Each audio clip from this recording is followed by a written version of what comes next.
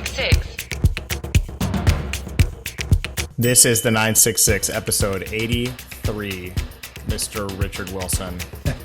Mr. Lucien Ziegler. You had to think about that one, didn't you? I did. Whenever I say episode, I remember that I don't write them down. You kind of have to keep it going on the fly. That's what we're doing. How are you? I'm good. I have to, in my calendar, when I put anything, when an episode's confirmed or whatever, I have to link it. So when I go back and pull up the 966 podcast, it has a list, so I can actually, keep track of who, what, and when, because it's voluminous now. That's a lot. It's pretty good. I got to get on a similar system.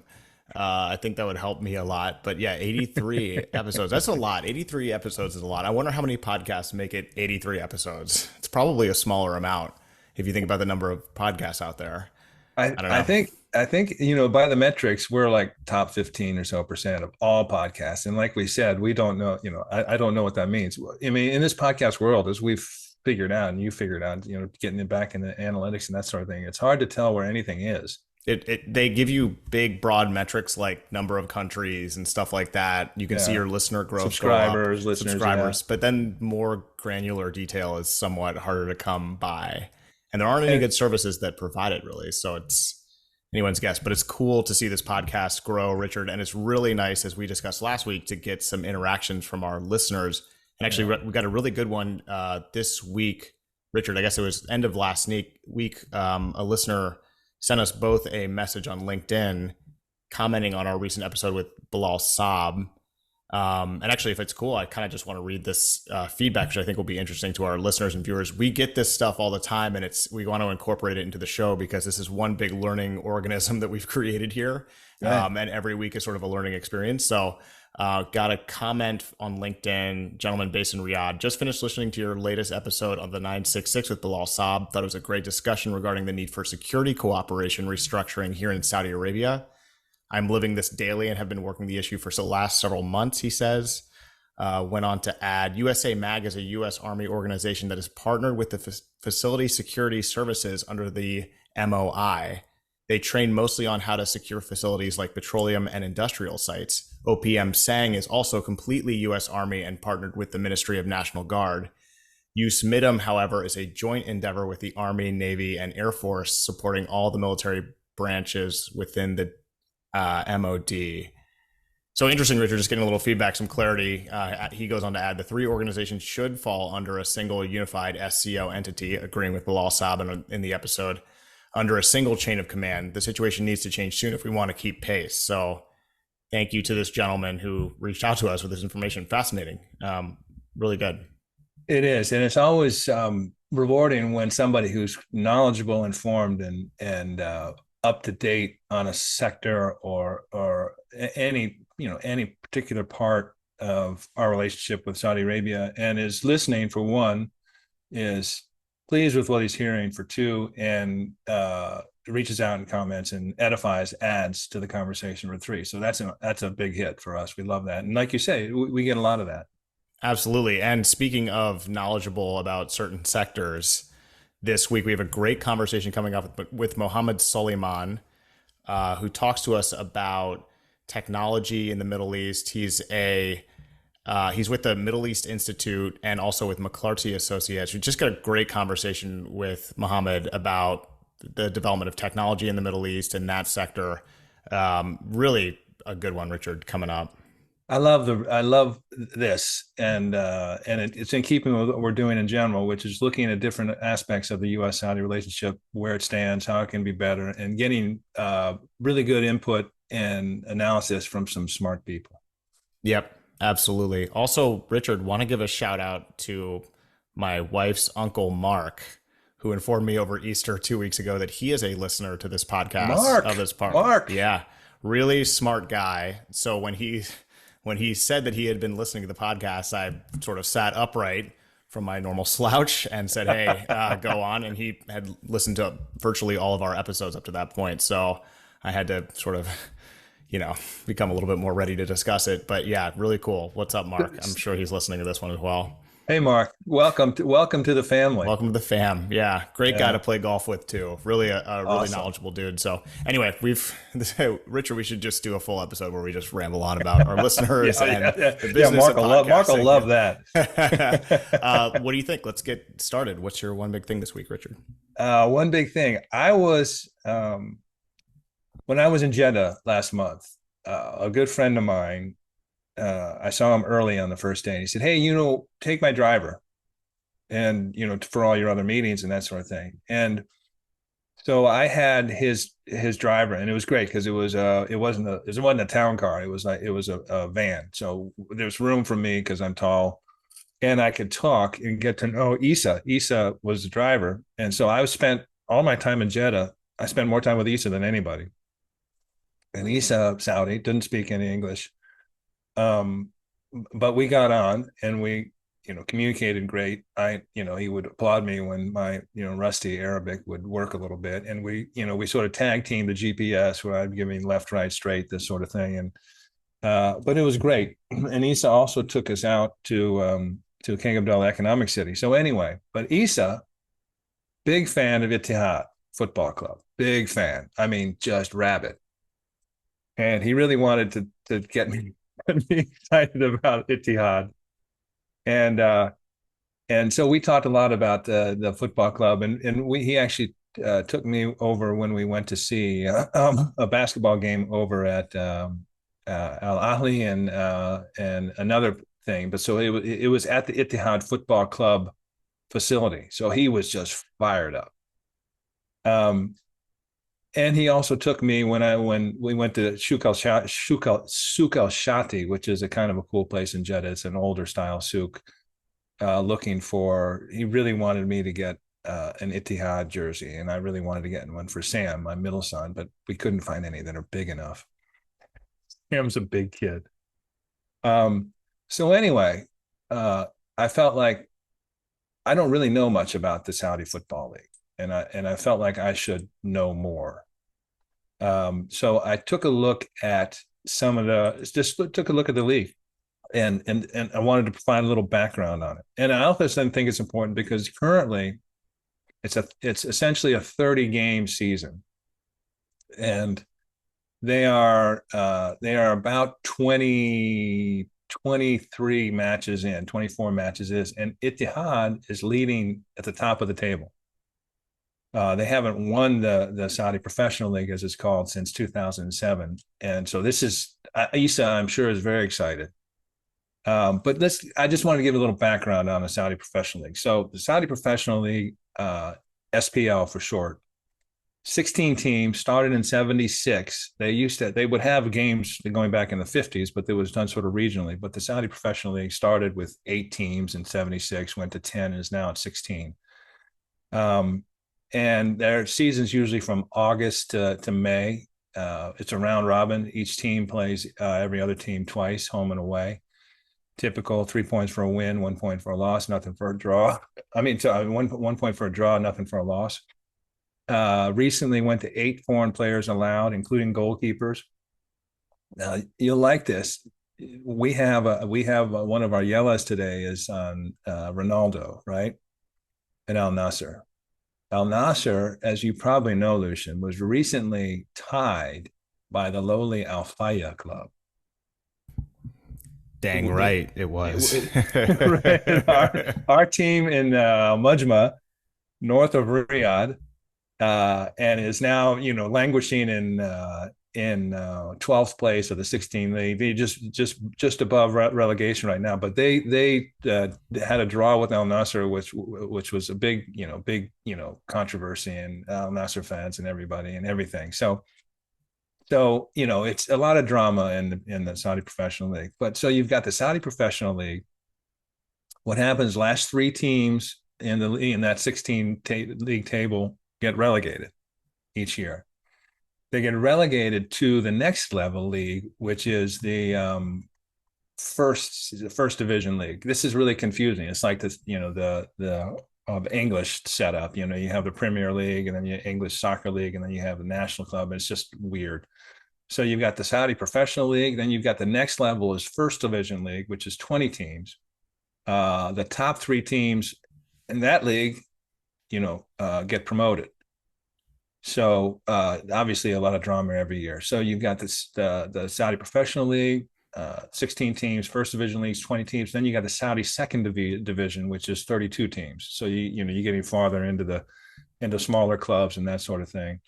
And then there's another professional league. It's the Prince Faisal bin Fahd League, which is the under 21 Saudi Federation Cup. But it's so we're coming to close, like I said, sort of August to May. We're coming down to the wire. Ittihad has a 3-point lead over Al Nasser, and then comes Shabab and Al Hilal. Al Hilal is kind of fallen back this year. Historically, the top teams over the years that have won titles, Al Hilal has 18, Al Nasser 9, Ittihad 8, Shabab 6, and then down to fewer.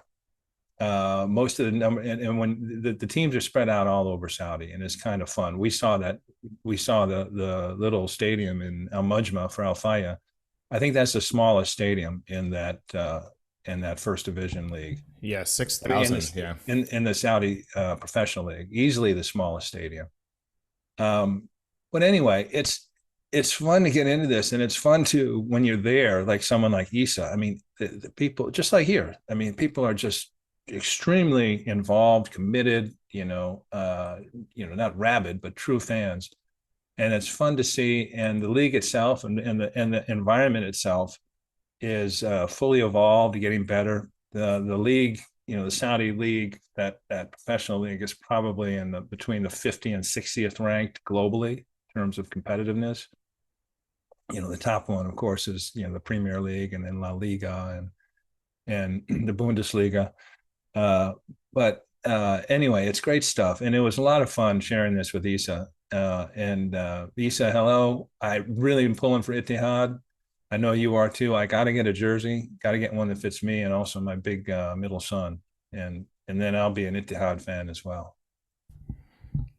Richard, if he doesn't speak very much English, the chances that he listens to the 966 are fairly low. So you're going to have to send him the segment that we're doing on YouTube, this segment on YouTube, so he gets right to it. Well, I'll send it to his employer, my good friend. And have him forward it and show him in the car, on the phone. Like, hey, that's the dude.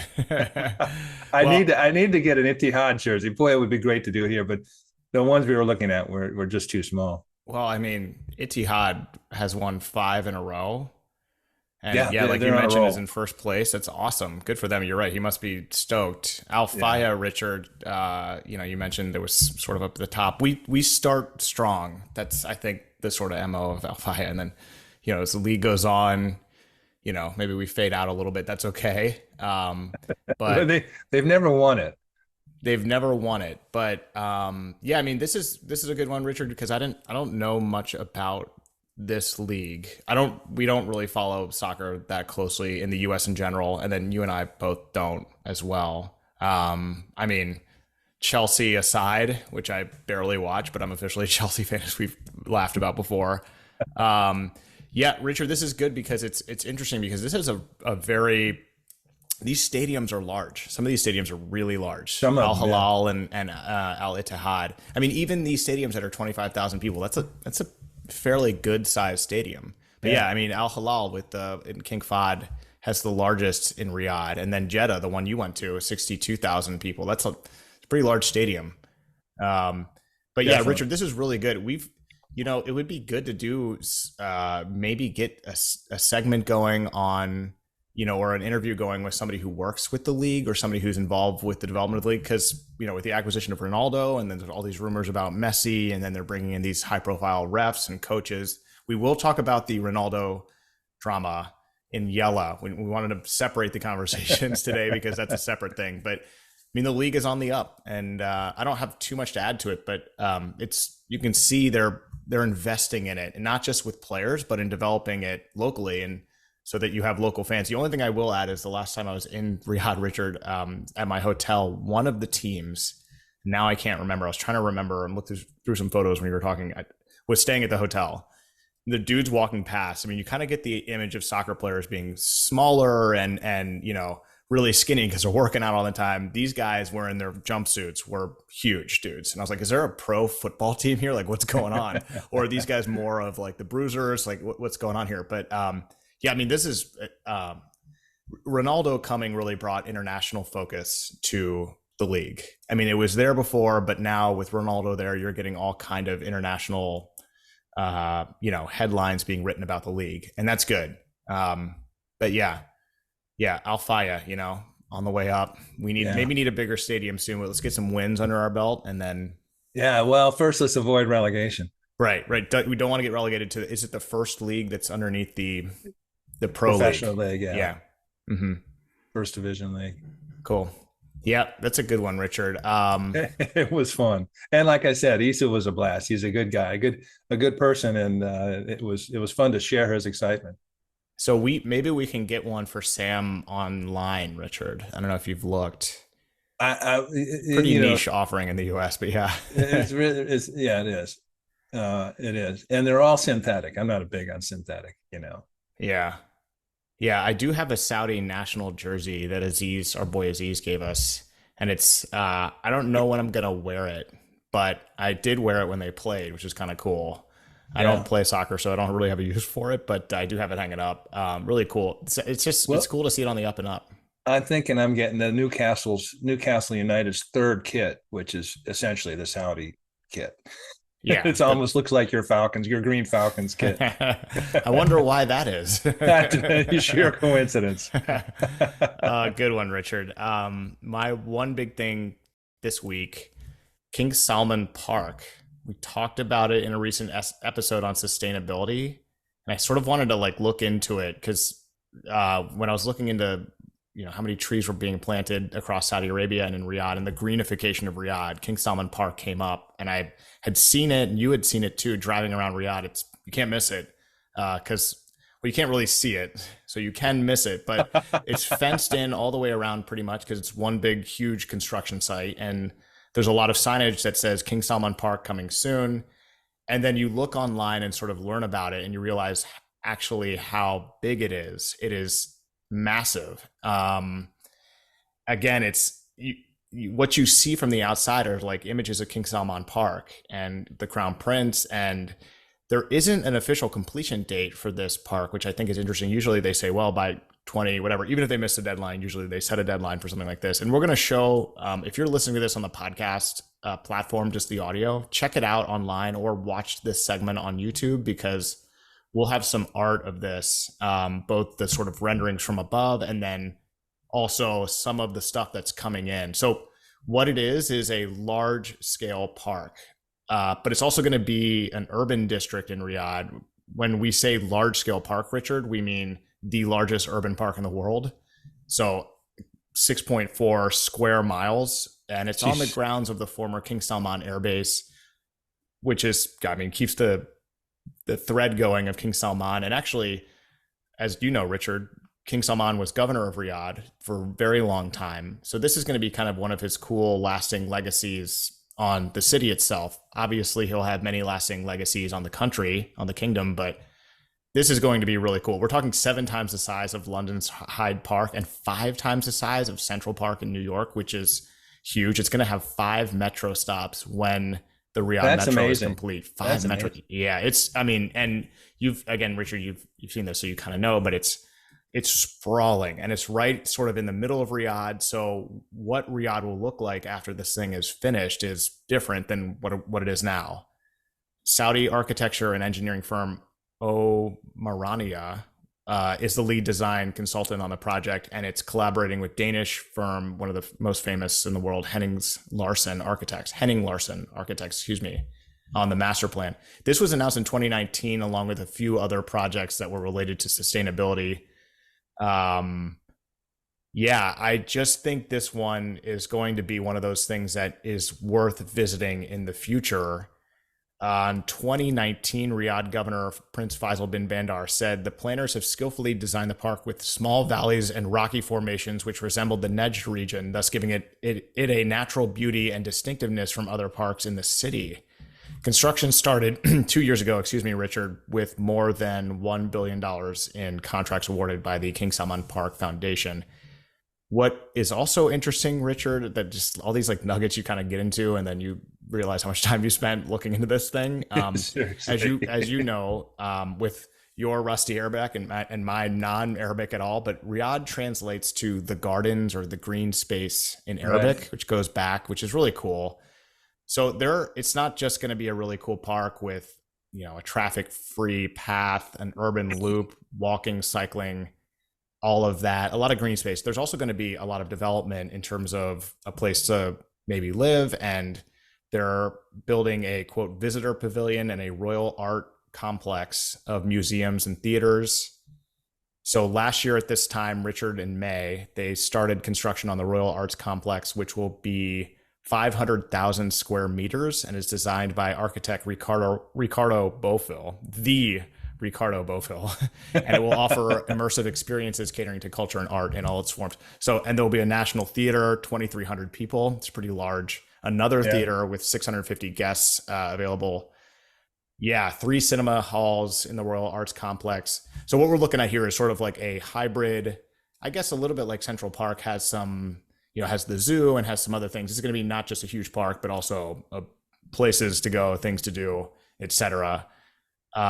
They just got a new CEO, Richard, in December. So not just, but 4 months ago, announced right before Christmas, George Tanasevich, who was CEO of he was CEO of Marina Bay Sands, the world's most profitable integrated resort in Singapore, which has the iconic infinity pool that dominates everyone's Instagram feeds. I can't find anything on the completion date, but you can see that they're working on it. You can see the dust over the fence coming up as they're building this thing out. It's kind of cool. And Richard, I should just note, next week we're going to be speaking with Faisal Durrani, who is a partner and head of Middle East research at Knight Frank. We're going to have a really good combo with him. We spoke with him about 9 months ago, and their organization, Knight Frank, released a really cool new report on Saudi Arabia. We're going to talk to him a little bit about the importance of communities in Saudi Arabia having things like integrated green space and things to do and all of that. So, Richard, this is going to change the face of Riyadh, this park, and is therefore my one big thing this week. It's a good one.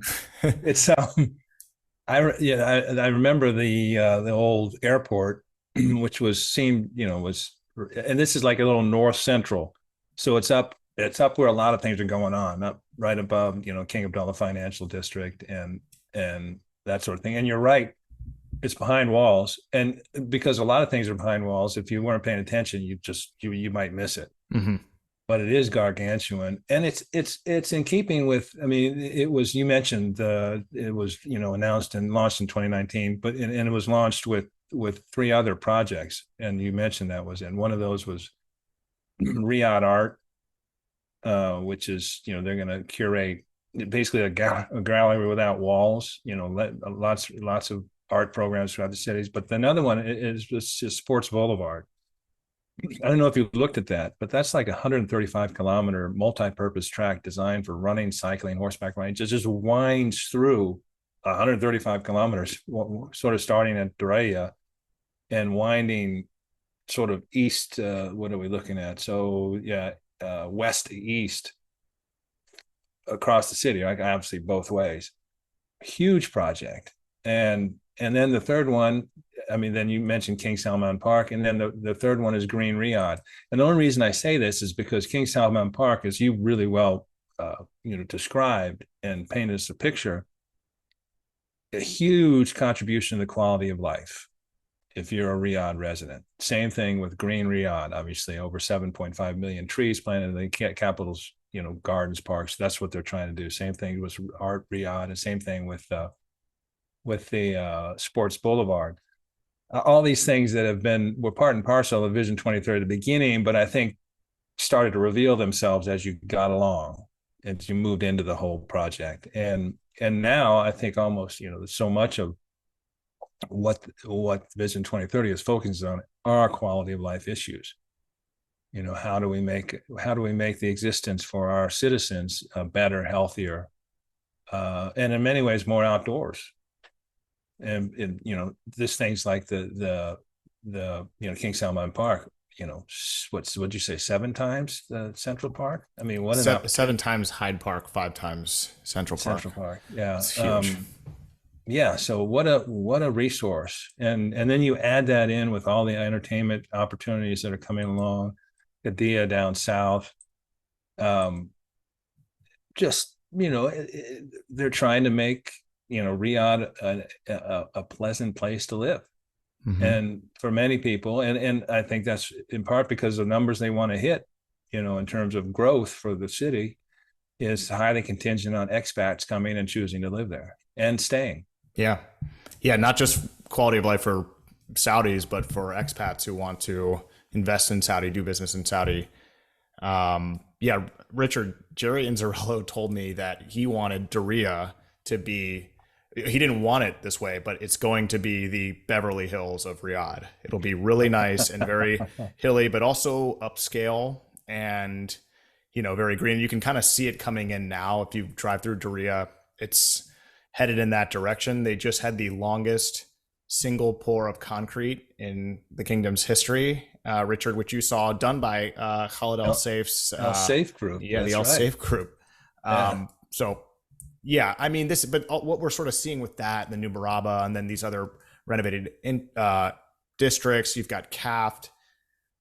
Saudi is a lot more livable already, and then with this, I mean, it's going to be an attractive place to visit and live in just a few years. Not just this project, but just taking everything as a whole. I mean, I don't know, pretty cool. I mean, it looks amazing. And again, look to your, I forget how this works, Richard, because it flips when you do the rendering of the video. So it's this way. I'm sure I'm pointing in the wrong way, but I'll point the other way. You'll Just to make see sure all it's the, covered. yeah, it's just kind of like the scale of it is, that's a theme going on in Saudi Arabia these days, but yeah, it's kind of amazing.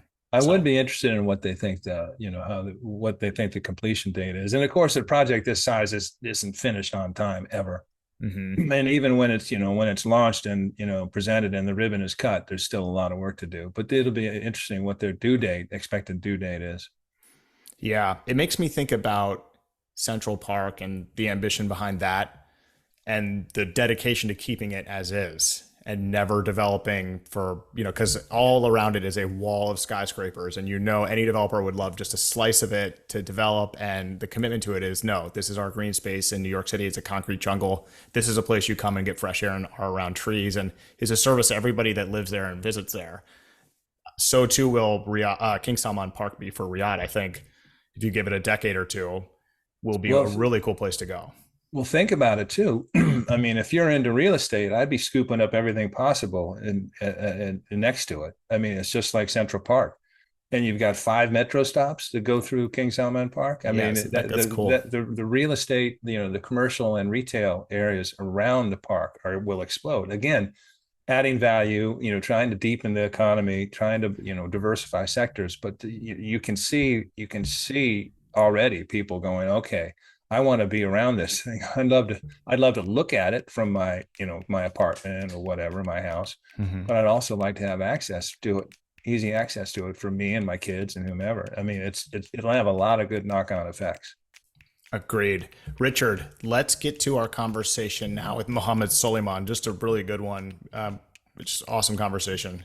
Really informative and timely, and in keeping with our added value of the 966. You're getting some really bright people saying really bright things. Enjoy.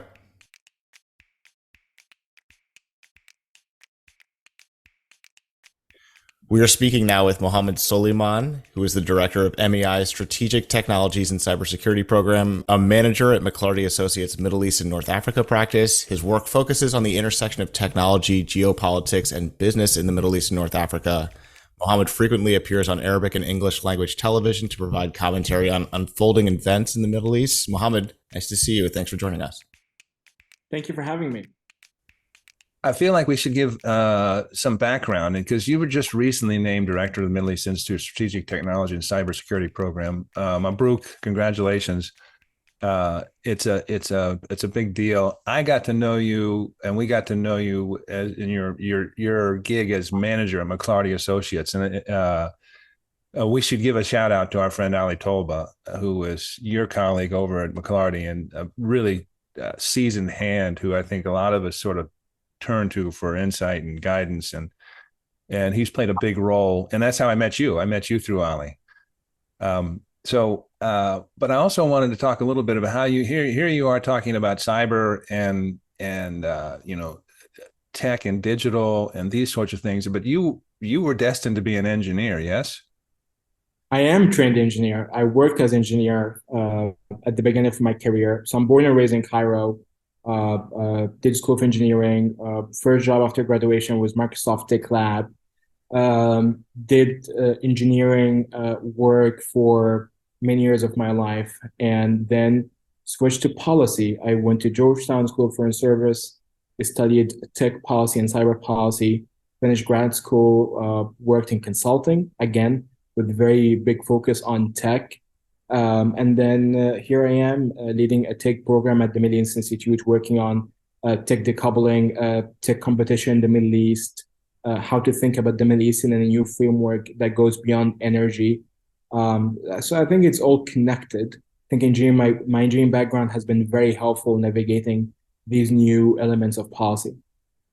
Well, and it's timely for us on the 966. We look for and have been fortunate enough to host guests. Just last week, Bilal Saab was talking about a new way to look at the relationship, the defense relationship beyond energy, and some of the things that have been the case in the past. You've written a series of articles that I think is really interesting, and what really prompted us to invite you on the show. Maybe you can walk us through this, because you're dealing with I think issues that are poorly understood but are just critical to these countries. We'll talk about Saudi Arabia with the Gulf, critical to the countries as they plot their national strategies going forward. And let's start. You wrote a series of 3 articles, and I know you've added a 4th. We might bring it in later. One is they call the Middle East in an era of great tech competition, tech decoupling, which you just referred to. The other is the Gulf is a 5G conundrum, and this is where you talk about radio access network. And the third, it's time for a Saudi-U.S. tech dialogue. So, can you tell us what is the great tech decoupling? So let me set a framework here to think about the Middle East, and then we're going to have a deeper dive and answer your question. So why we're thinking about tech in the Middle East? I think part of it is this region is not only on the rise because of economic/fiscal surplus, but also it's a region that's going through massive transformation. I'm based in Saudi right now. Saudi is not just the Gulf biggest economy. It's a G20 economy. It's a $800 billion GDP, biggest surplus in the GCC / Middle East. They are directing their own finances towards digital transformation. So they're the biggest buyer and biggest optimizers of high-end tech these days. Same thing applies to the UAE, Abu Dhabi, and Dubai. Same thing applies to Qatar. So focusing on tech in the Middle East is not really a luxury. It's actually part of understanding this new Gulf. I call it a new Gulf. It's a Gulf that's a bit different than 1970s, 1980s, even 1990s Gulf, that still people think about it as is stuck in time. This is not really the same region. This is not really the same countries. So back to your first question, what's a tech decoupling? For the last 30 years, since the downfall of the Soviet Union, you had a global hegemon, this is the United States. And this country has been the guardian of new norms, liberal international order. You have globalization on the rise, this is the new norm. So tech was integrated into that. Tech is more about free flow of capital, people, and IP. I would say IP is the most important part. Intellectual property has been disseminated around the world. You had tech has been integrated series of supply chain that's very dispersed across different regions, from East Asia to South Asia to Israel to Europe to United States, all integrated. But this has been the past. I would say somewhere in the last 10 years, the status of the United States as the only power has changed. You have clear competition coming from Beijing, and I would say to a lesser extent from Moscow. But let's say Beijing is the most important competitor the United States has at the moment. And that meant that decision makers in Washington decided that whatever system they built in the last 30 years that enabled the rise of China, we need to change that. And changing that means decoupling. So what decoupling means? That means you're going to weaponize, I'm going to be very blunt, we're going to weaponize choke points in the tech ecosystem to the national interest of the United States. What does it mean in real terms? It means if you have 5G network and you have Chinese tech companies like Huawei or ZTE, we're going to tell our own allies and partners through an initiative that was launched under the Trump administration and Secretary Pompeo, is called the Clean Network Initiative. If you want to be on in good terms with the United States, you cannot use Chinese technology. That's basically, this is a core to our own bilateral relationship. And it succeeded. And on top of that, you add some sanctions on Huawei and ZTE's access to US semiconductors. So you also not only exclude them from markets, you also slow down their progression.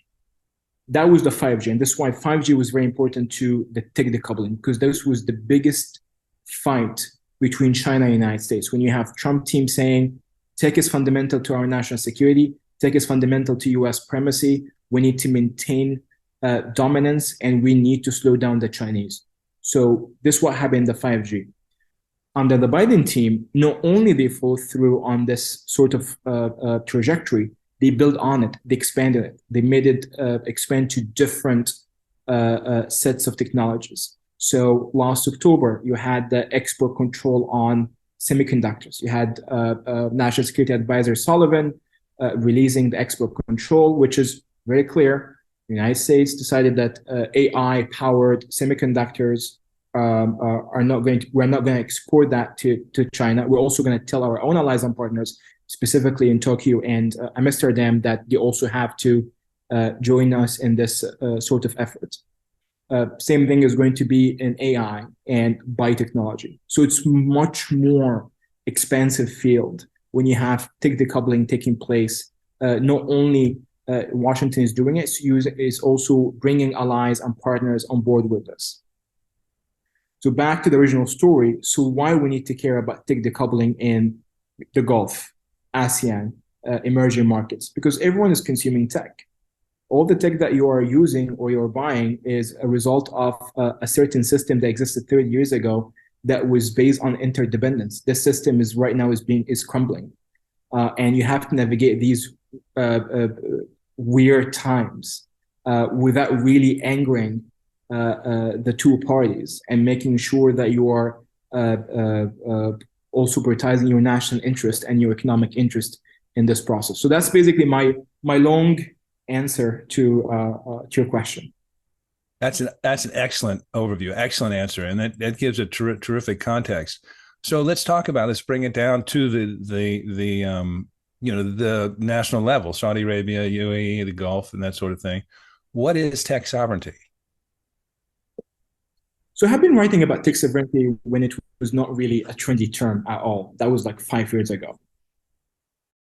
So what's a tech sovereignty?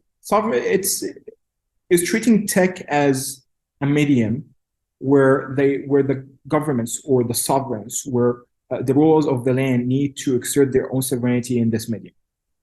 And this medium could be space, could be sea, could be land, but also could be tech. So what I mean by tech, it means data. And tech sovereignty started because of the West, not as a response to the West. Meaning, I would argue that emerging markets in general, from Brazil to Nigeria to Egypt, Saudi Arabia to Indonesia, the moment they woke up to the 2016 elections in the United States, add to that the allegations of Russian interference in the election, add to that some questions about how some US companies treating data. When you had all of these sorts of dynamics happening in the United States, and then the EU response to that by the GDPR, which is their data regulation, talking about how to treat data of EU citizens. I think it gave a cause and it gave a framework to other nations and other countries to think about their own data/tech sovereignty.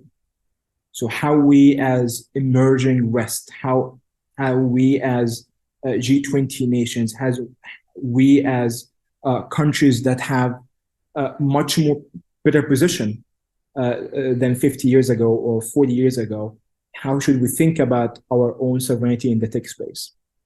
And it started with data.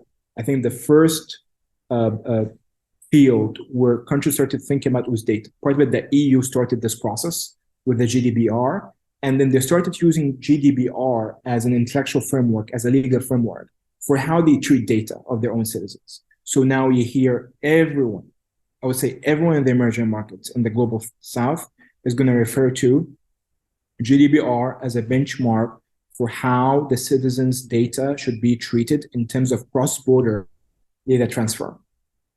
There's no free flow of data without some sort of oversight or regulations or agreed upon rules between countries. So you started to have a different or a new element in bilateral relations. For example, you have the EU-US cross-border data agreement. Now you have the US and UAE have a cross-border data agreement, or at least the beginning of. That countries are thinking about data as part of the bilateral relationship, not really as something that's free for all, that's accessible as a default feature. So data is underlined feature, which makes sense because data is the most important element of the tech ecosystem. And you add to that other elements. You have the 5G. Okay, so there's a big fight between China and the United States over 5G. The Americans are banning Huawei and ZTE from their own networks, asking allies and partners to exclude Huawei. So how should we think about that? Well, so let's go back to the original story of what's 5G. 5G is a next generation network, faster, is going to be the benchmark enabler of Internet of Things, the tech integration between societal elements, private sector, government, military, is going to basically multiply your growth and enhance your societal productivity, many things underlined under this 5G framework. So what's 5G? 5G, as you mentioned, it's a box that has a software, hardware, and transmit these data. The thing is, it was always a closed system. So when you go to a vendor like Huawei or Nokia or Ericsson, you buy the whole system. It's not really something where you're able to pick and choose software, hardware from different vendors. It was a closed ecosystem. So the Open RAN initiatives, because there are multiple initiatives, are all about diversifying the vendors, not relying on one single vendor. So you're able, first of all, to bring some elements of your own tech champions into this game. So if you're an emerging market, you care about having one of your tech companies be part of this process. You also are able to pick and choose between companies and countries, by extension. And you also avoid this whole idea of picking sides in this fight. So you have the Gulf, and this is back to the article that you mentioned. You have a Gulf Open RAN initiative that has all the Gulf telecos part of it. And they actually, last year in 2022, they released their first white paper talking about Open RAN integration, opportunities, challenges, the Gulf dynamics. Again, it's very, I would say, very refreshing to see that the Gulf is not only recipient of tech, they're actually active participants. They have their own capabilities. They also have their own economic priorities, and they're able to navigate that on their own terms. It's fascinating. It's an echo of what's going on at the political level in terms of, post-Ukraine and post-invasion of Ukraine, in terms of Saudi Arabia and many countries sort of staking out a middle region between one side and the other, and trying, the term is hedging, but trying to maintain key relationships with countries around the globe and not just be completely aligned with one or the other.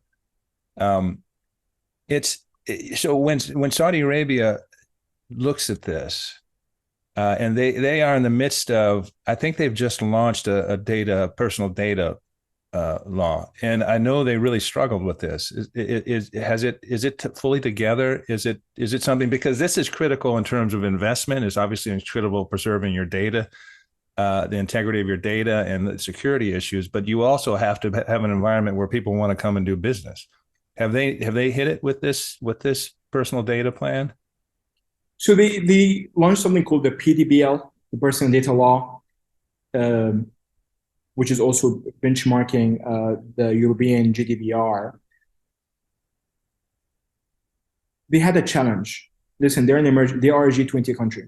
They have a challenge, and this challenge is very simple. How can you balance between your national interest and the data of your own citizens / bringing international companies who are very reliant on cross-border data? Did they hit it with that? I think we will see. I think what we're gonna keep an eye on is how companies are gonna react to that. What are their responses? How this is going to affect their own joint ventures, their own local footprint in the Saudi market in the next 2 years. And the best thing about data, it's immediate results. Let's wait for 5 years to evaluate. No, I'm gonna tell you, this can be next year, because the law was just they did an amendments that was just confirmed or released last week or 2 weeks ago. So right now it's in place. So let's see how this is going to impact the Saudi market in next year. This has really been a concise and informative discussion, Mohammed. So let's move to not your most recent, but something you wrote for MEI, and that's time for a Saudi-U.S. tech dialogue. Because we see the global competition between the U.S. China, and we see at the regional level and G20 countries, middle powers, as it were, trying to work in this environment and trying to succeed and preserve their tech and digital sovereignty, as you called it. What do you mean by it's time for a U.S. Saudi tech dialogue? As a Washington insider, as someone who is part of the Washington echo chamber, I think we're still stuck back in the 1990s with Saudi Arabia, meaning we still think that oil for security framework is the right framework. I don't think so. I think this is a very, very, very outdated framework to think about the relationship for simple reasons. I would say, number one, America is the biggest oil producer in the world right now. That's a fundamental fact. So that means our perception of the Gulf is different. There's a difference between the United States as a security guarantor based on the fact that the United States is the biggest energy consumer client in the 70s and 80s, some extent in the 90s, to today where the United States is the biggest oil producer. So that changes some of the aspects of the relationship. Number two, this is not Saudi Arabia of the past. This is a G20 country, and I think I always stress on this fact. A G20 country, it's a bit different than just being a Gulf country or a Middle East country. It's a country that's part of an emerging, I would say, 10 economies that are going to play a decisive role in this new economic dynamics on the global level. It's Brazil, it's Nigeria, it's India, it's Indonesia, it's Saudi Arabia. So they're thinking differently. They're thinking about positioning not only from a Gulf standpoint or Middle East standpoint, they're thinking about themselves from a global standpoint. So when you have these two different dynamics in the same place, oil for security doesn't really work. You have to think about the relationship differently. I'm not saying oil and security are not important, just to make sure I'm saying this correctly. I'm not saying they are not important. I'm saying it's not an encompassing framing for the relationship. So what should be the encompassing framing for the relationship? We need to think about Saudi Arabia as a G20 economy. We think about Saudi Arabia as a country that's going through a massive economic transformation that's unprecedented in the emerging markets. As you know, I don't really settle in one city. I travel all over. And the Saudi story is unique. meaning you don't see that massive transformation in a country like what we're seeing in Saudi Arabia right now. Part of it is science, part of it is own GDP, part of it is the budget allocated for this economic transformation. So from the way that they are reconstructing, redesigning their existing cities to the new cities, to thinking about civilian nuclear programs, to thinking about housing tech inside Saudi Arabia, to investing in critical / high-end tech overseas, to their own pivot to Asian markets in ASEAN. This is different. So we need to meet them where they are right now because this is their ambition. So, and we have a lot to offer, right? It's not really as like, well, just talk as just a policeman. America is more than a policeman in the Gulf. That shouldn't be the framing. The moment we're just, the United States is thinking about itself as just a policeman that's there for some only exclusively for security, I think this is a losing strategy for the United States, regardless of the administration. Tech transformation, this means where the United States is from this tech transformation from a national level. We're not only speaking about US companies going to the Gulf, you also need to develop some sort of a tech-centric foreign policy in terms of how to think about data, how to think about investment in tech, how to think about talent. The question of talent is very important. How to think about other elements of tech cooperation, meaning electrical vehicles, low orbit space, low orbit satellite. And these are clear advantages for the United States, clearly.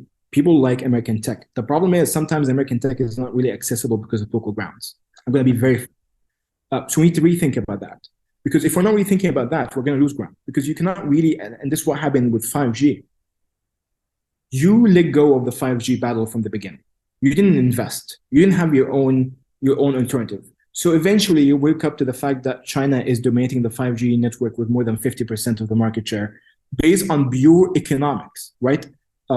All these countries, when they went to Huawei and ZTE to get their 5G equipment, it was purely economics, meaning it's 40%, 30% cheaper than Sweden and Finland, Nokia and Ericsson.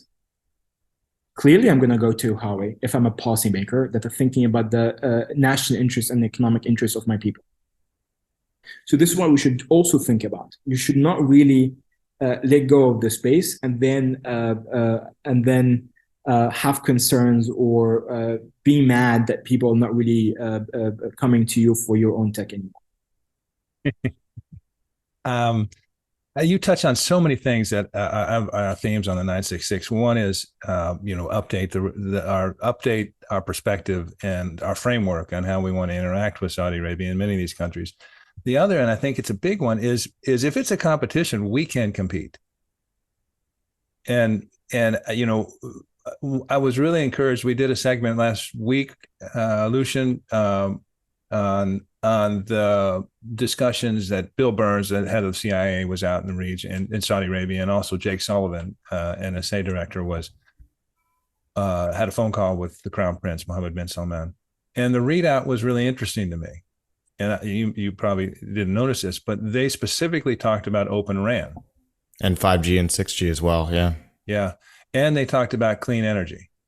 All areas that we should be engaging full bore with Saudi Arabia.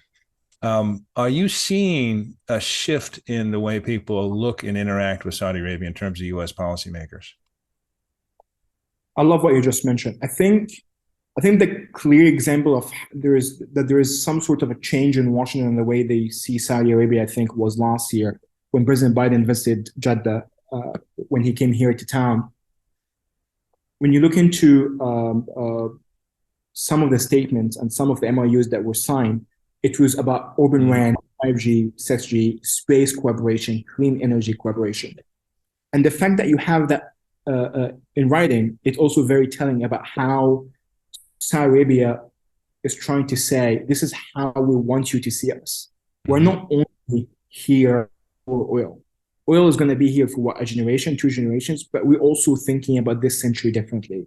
So we want to think with you about space policy, right? I mean, remember, the UAE just launched a mission to Mars. It was the 6th country on Earth to send a mission to Mars. in collaboration with the United States, by the way, right? So this is where Saudi is and thinking. They're thinking about Open RAN, and they're not thinking about Open RAN as the how somehow sided with the United States. Not really. Open RAN is more about sovereignty. Open RAN is more about opening up the ecosystem. We also want our own companies to be part of this. We also want to build our own capability in-house. Mm-hmm. And this is what we should encourage. Having countries that are much more independent in terms of these sort of critical technologies and infrastructure is actually beneficial, because the United States has been saying for the last 20 years, I would say since the second term of George Bush, President Obama, President Trump, and right now President Biden, we want burden sharing. This is part of burden sharing, by the way. Burden sharing is not really just spending. Burden sharing also means technology, and means R&D, and means investing in local capability, and means more collaboration in these sort of fields. So I see from that sort of standpoint, if you are thinking and calling for hedging and partners and allies playing a much more bigger role in their own defense and security, this is part of the framework. Fascinating. This is so in keeping with so many things we want to platform on the 966. Yeah. And I think it's really timely, Mohammed, that you're talking about tech, because it is first and foremost for Saudi Arabia. They're putting in data centers, they're putting in subsea cables. Everything is about tech driving forward. And trying to make their way in this sort of more conflicted, more antagonistic global power environment is a tremendous challenge. I really don't have anything to add, because I think we just pushed, as we say sometimes here, we just pushed start, and this was a tremendous overview of the environment and the challenge and the potential for the U.S. to be involved in this evolution in Saudi Arabia and the region. And a lot of, as you say, it's not just Saudi, but there are middle powers. There's Brazil and Indonesia and India and Nigeria, all these countries that are trying to make their way in this very fraught environment. And we can plug in maybe more constructively than we have in the past. 100% agreed. And I think this is why I was very excited about leading the tech program for the Middle East Institute. I felt that it's the right time, the right field, the right framework. And I think I'm very happy about the work we do. And I'm very happy that you read the pieces that you mentioned in detail, because I think we're doing a good job trying to highlight how the relationship should be for the 21st century. Well, and speaking of that, we always want to be cognizant of other organizations that we think are doing great work. And Middle East Institute is doing good work. They're hiring people like you, but also, across the board, there's some really talented analysts and experts. So we love to see that, because obviously we benefit from it because we get to feature them. Very kind of you. I will deliver the message to our leadership. Mohammed Soliman, Director of the MEI Strategic Technologies and Cybersecurity Program. Thank you, Mohammed. This was wonderful. We appreciate it. Thank you, gentlemen.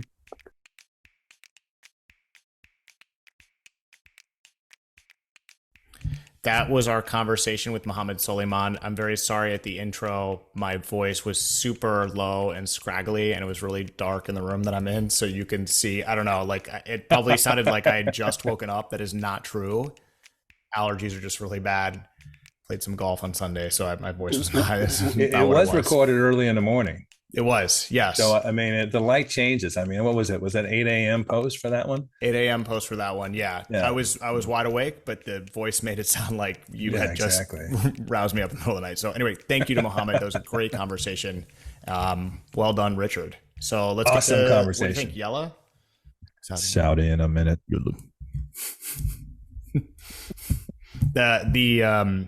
The new segment's coming with the audio and everything, so people don't have to hear that. But it's really fun, to say that into the mic every week. Yallah number one. As Russia scours the globe for buyers of its energy products, it is finding eager trade partners in an unlikely place: the oil-rich petrostates of the Persian Gulf. Since Western sanctions over the war in Ukraine cut off Russia from many of its established trading partners, state companies from Saudi Arabia and the United Arab Emirates have stepped in to take advantage of discounted prices for Russian products, according to oil executives and industry analysts. Yeah, I mean, of course, the U.S. and its Western allies don't like this, but the report also says these countries are using Saudi Arabia and the UAE are using the fuel, the discounted Russian products internally, including for consumption and refining purposes, and exporting their own barrels at market rates. So that's boosting their bottom line. This is Saudi Arabia sort of forging its own path here and taking advantage of it. I mean, yeah, that's, the U.S. is not going to buy these products. France is not going to, the West, Europe is not going to buy these products, but they will find a market for them in the Middle East if they don't find it for these products in India or Asia. So yeah, interesting.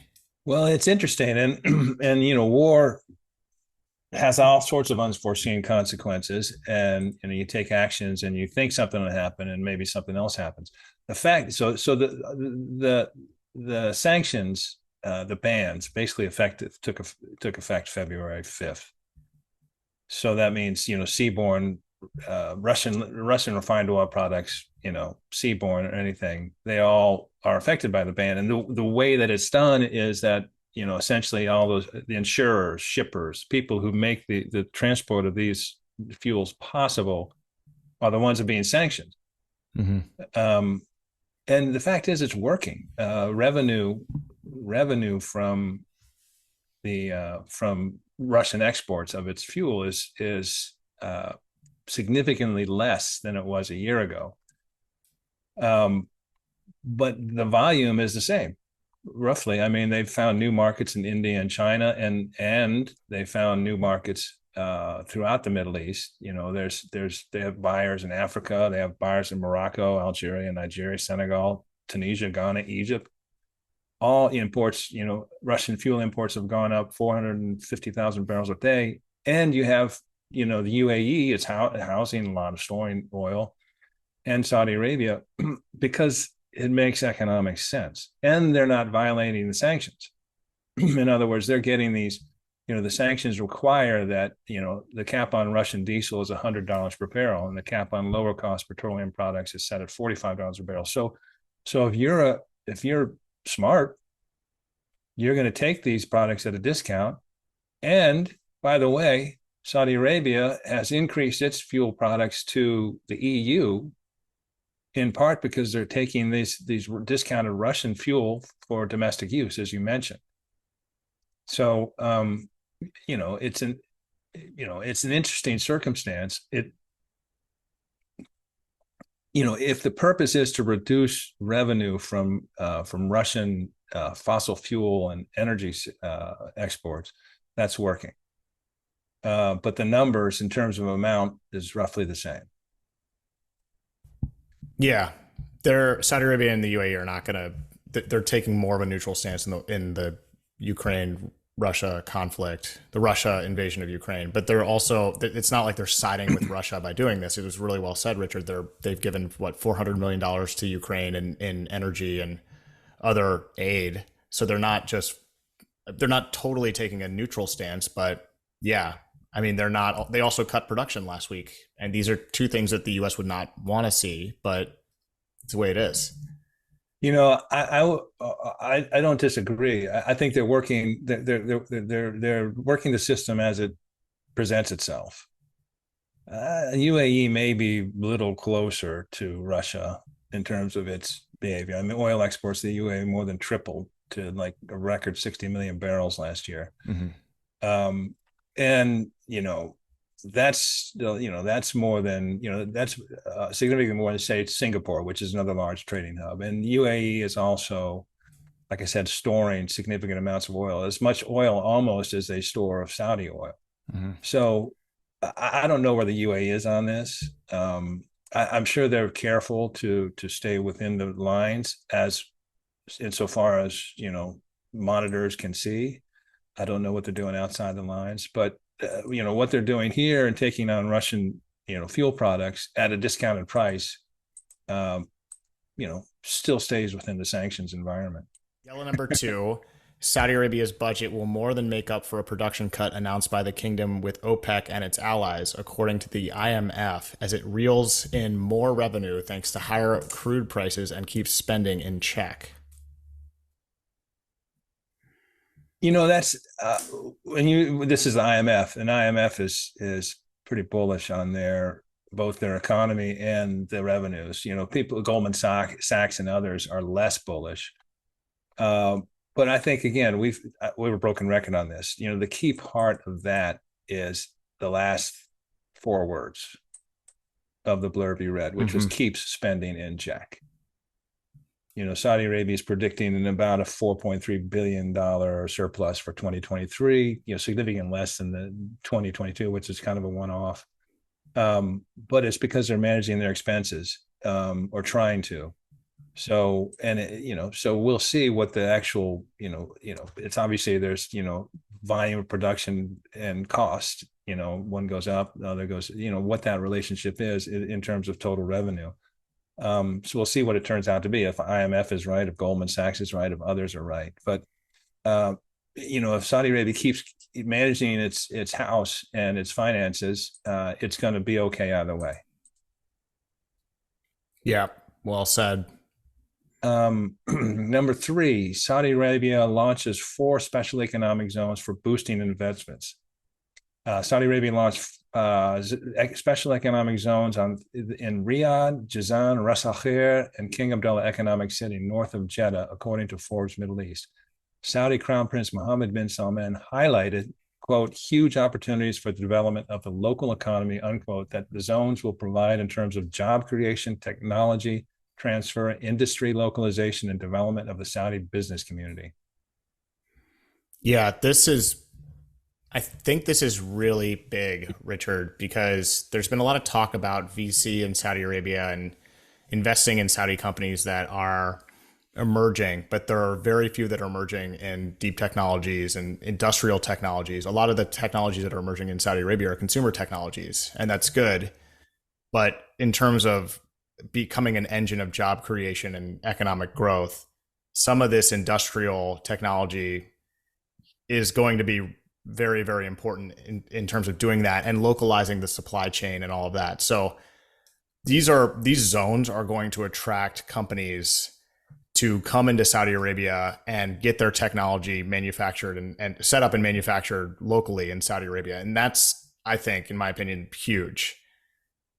But well, I was just going to say, so, I mean, and they have set goals for this. So the Minister of Industry and Mineral Resources set the goal of increasing the number of factories in Saudi Arabia to 36,000 by 2035 from 7,200 now. That is going to be, I'm going to be watching that very closely, because that is, first of all, that's a really serious jump in not that long of time. Setting up a factory is not easy. And so these economic zones can help do that, especially international companies that want to manufacture locally in Saudi Arabia, because it makes business sense to do so. But you need these zones with special economic treatment and access to the local supply chain to do it. So this is really cool. I mean, these zones are going to help a lot, is, I guess, just the point I want to make. It's interesting that hadn't been done before. You have economic cities, but they have not set up these special economic zones. And the benefits of an SEZ, I mean, it's almost easier to say special economic zone, includes competitive corporate tax rates, exemption from customs duties on imports, production inputs, machinery and raw materials, 100%. This is a big one, 100% foreign ownership of companies, and flexibility, to attract and hire the best talent worldwide. And they're going to do them, each zone of the 4 will sort of have a particular focus. So that the King Abdullah Economic City is going to advance manufacturing and logistics. The zone at Ras Al Khair, which is on the Gulf, maritime gateway for mining imports and exports. Jazan's special economic zone, which is down along the Red Sea, gateway to Africa investors eager to capitalize on large-scale infrastructure projects, which makes a lot of sense. That's really a geographic, knockout there. And the one at Caxt in Riyadh is cloud computing, innovation and collaboration. So, they have things in mind, and people seem to be excited about it. And their model, and this is why, I'm a little surprised it's taken this long to do it. I mean, the original free zone at Jebel Ali Port was established in 1985, and wasn't much there. 19 companies. Today, it hosts more than 9,500 firms. I mean, and it's it's one of the leading free zones in the world, and it's been just a huge generator for business innovation. Lots of localization, technology transfer, all the things you want to see if you're a country emerging economy. So great, this is exciting, and we'll watch this closely because you really want to see it work. Yeah, I mean, great points there, Richard, too, about Jebel Ali. That's really interesting. It doesn't say who is directly in charge of this. It just said that it came down from SETA, which is obviously chaired by His Royal Highness Crown Prince Mohammed bin Salman. It doesn't say this falls under this minister's purview. So it's interesting to see who is going to be managing this and administering this. But yeah, I mean, this is what you want to see if you are rooting for strong economic growth, tech transfer, all of these things. These things are good. And you're right. I don't know it took so long to really do this. This has been in the works for a while, for sure. But this is interesting. We will watch this closely. Yeah. Yeah. I think that's you. Is it you? Oops, it is me. Sorry. Yallah number 4.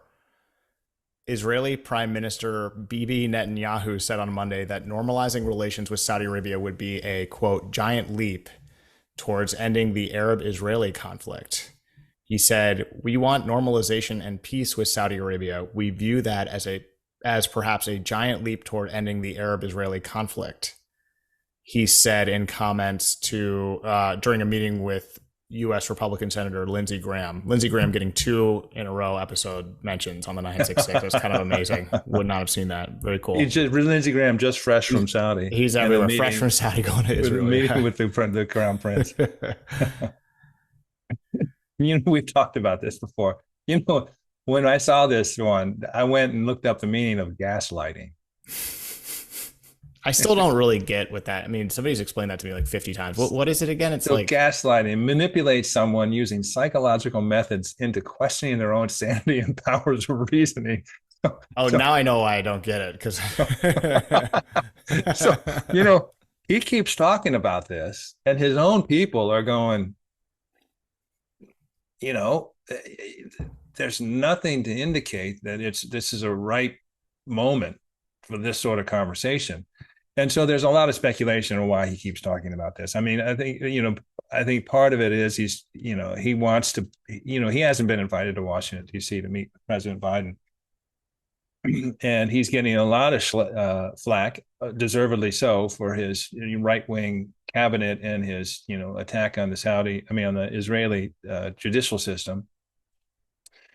And, I think, the Biden administration wants him to behave a little more responsibly and a little more constructively.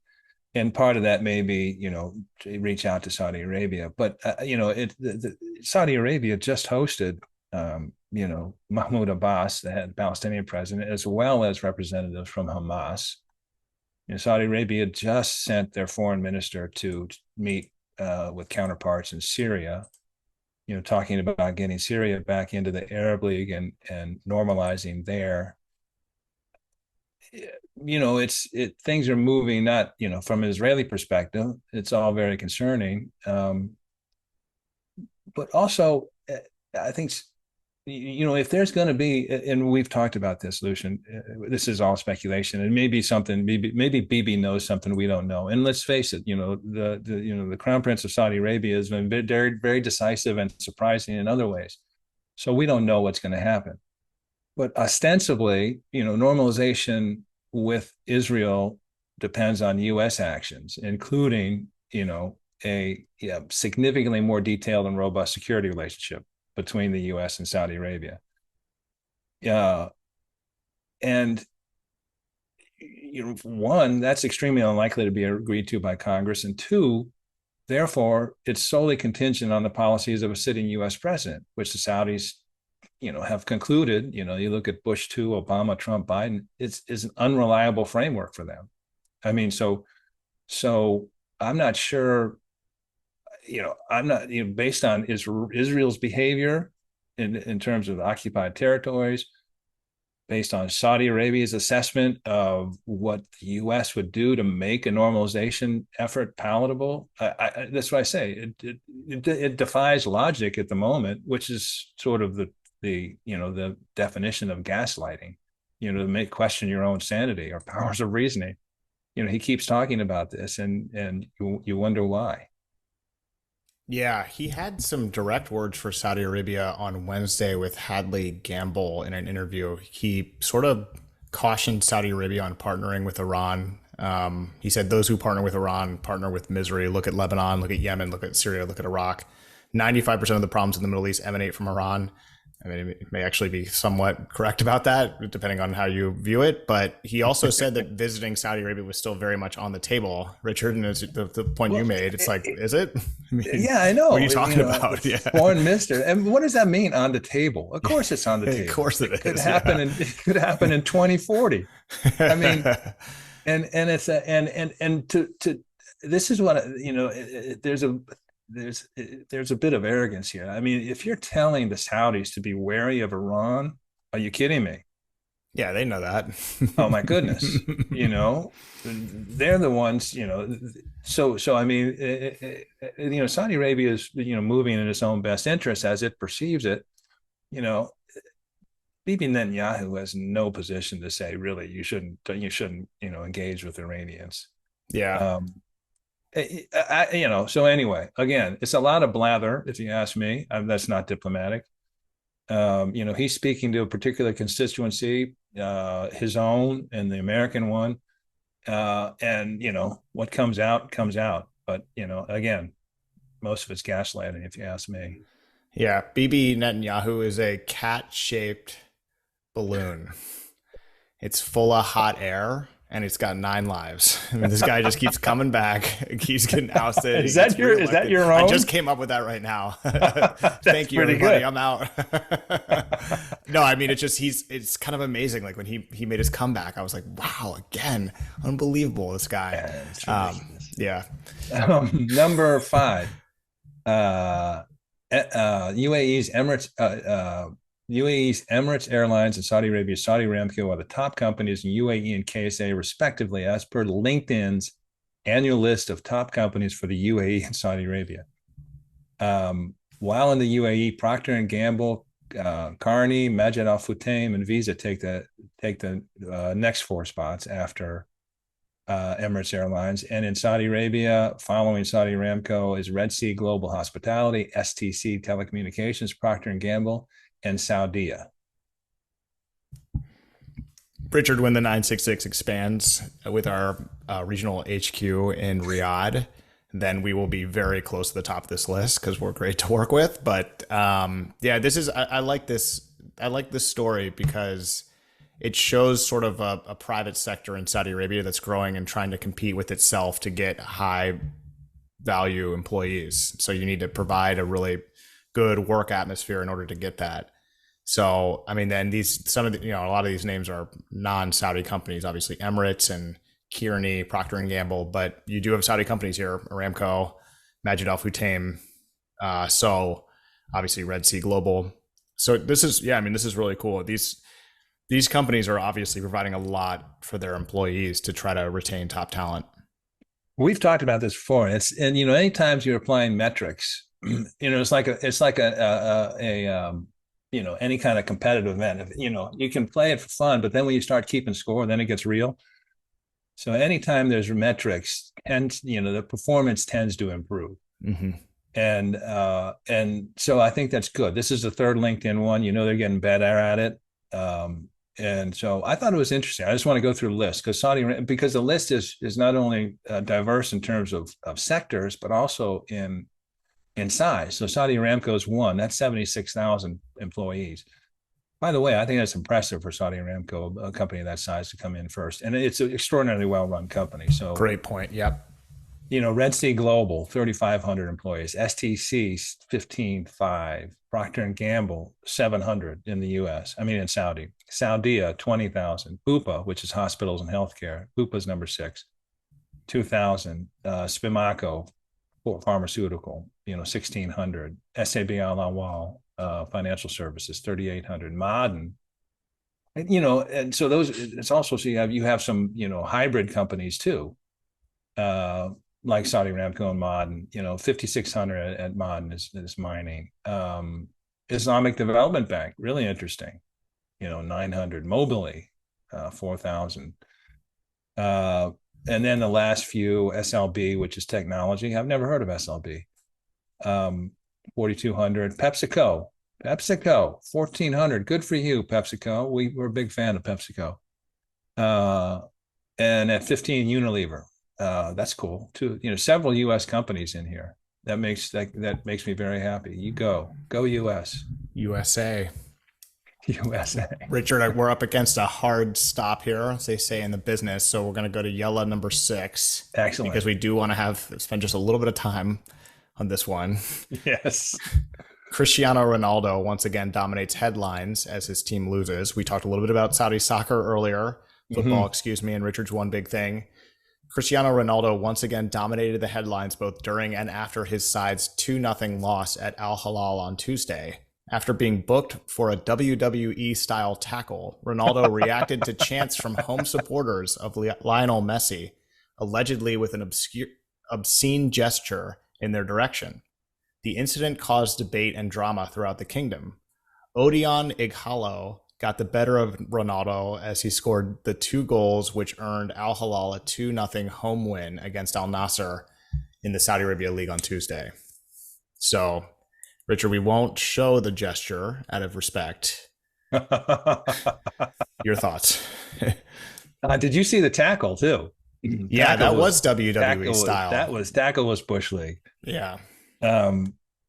It's going to be interesting. And I say this, when I was in our friend, when I was in Jeddah, I went to see, the reason I was, if you happen to listen to the whole show, and then I mentioned in my one big thing, the reason I was at that Al Ittihad Al Ahly basketball game is because our good friend Lina Al-Maina is co-founder and runs Jeddah United, which is a club, in one of the earliest clubs, and it's established in Jeddah.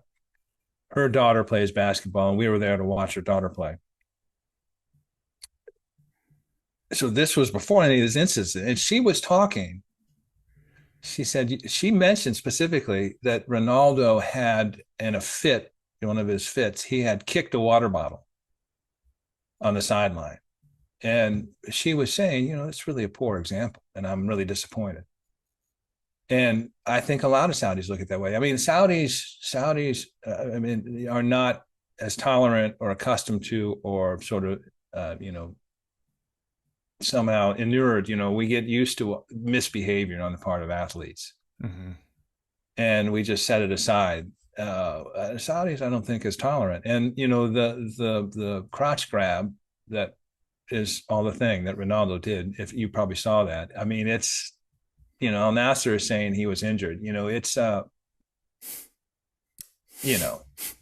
it's one of those. Well, okay, if you're going that way, but it doesn't change the fact that this guy is getting paid $200 million a year. And he's a diva, and he's acting sort of in a petulant way on a number of occasions. And let's see how well it wears. Sure, I agree with that. I also see this as Ronaldo being a competitor and really caring about winning and losing. And all of the best athletes really care about winning and losing, no matter what they're doing in life, throughout life. And he really cares about winning. So if you thought that he would be coming into the Saudi league saying, thanks for the check, I'm going to put the jersey on and just put me in, I'll come in and score a couple goals, wave to the fans, sign some signatures, I think it's very clear that he is taking this very seriously, and he really wants to win the cup. So when you see things like the WWE style tackle, you see him getting mad at the fans. These are things that athletes in every sport do. They get emotional, they get caught up in the moment because they want to win and they want their opponent to lose in a lot of situations because it's just in their nature, it's in their DNA. So I'm kind of happy to see that from that level, that he is competing and he wants to win.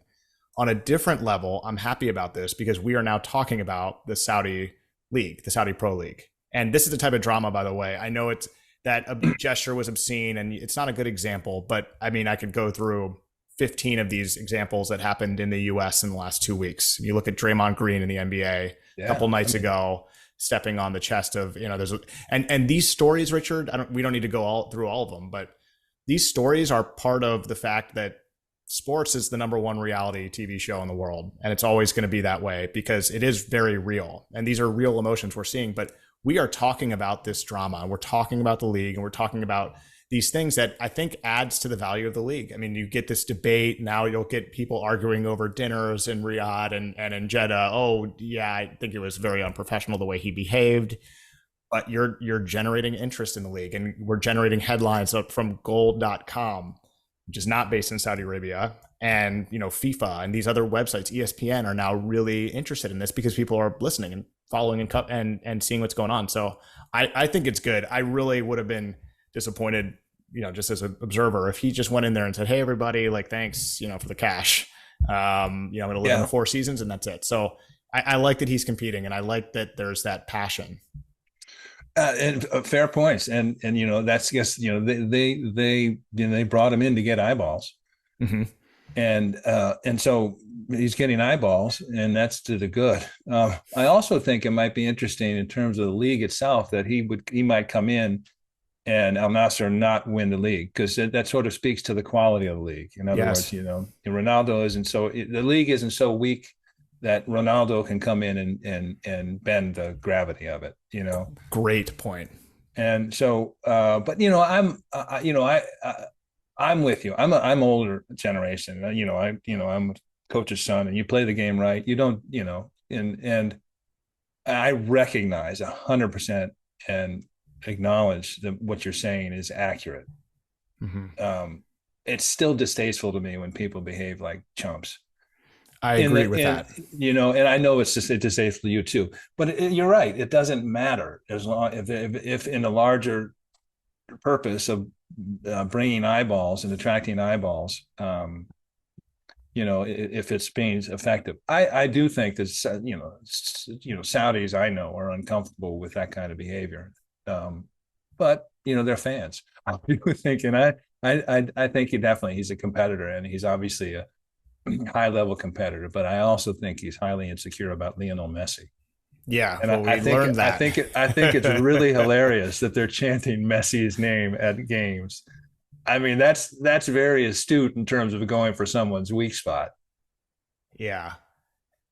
This sport is full of hotheads and divas, to be honest. I mean, look at the World Cup with the headbutt, and there's just these guys are really, they're very passionate, but they're also very immature in a lot of situations. Absolutely. And, absolutely. It's like the one thing golf teaches you, Richard, is that, you're not ever going to be, even when you're a pro, you're going to have bad days. There's no way around it, but you never break a club or throw a club or anything. You've got to be master of your own domain. And it sounds like Ronaldo has a little bit of challenges kind of keeping his attitude in check. But it also shows that he cares. So, I mean, I fully agree with your point about, and I agree with yours, this being kind of immature, and you kind of don't do that just because there are children out there and you don't want them to copy that. But the NFL every week in the U.S. has some sort of thing like this where they have to come down with a fine or a suspension because of a celebration or taunting or whatever. But it's common, but not common in Saudi. And here we are on the last segment of Yallah talking about this, and so I think that's a value add overall. Richard, we need to, unfortunately, put a bow in this one. This was a good one. They're all good, but they're all fun too. But it's good when we get to end of it. It's been a fun chat. Yeah, it's been fun. A great conversation with Mohammed. We really appreciate that. Next week, Faisal Durrani, we're going to be talking about Saudi real estate, commercial and residential. Just going to be awesome. Can't wait for that. And Richard, have a great rest of your week. Well done, sir. Well done to you. Take care, man. Thanks, man.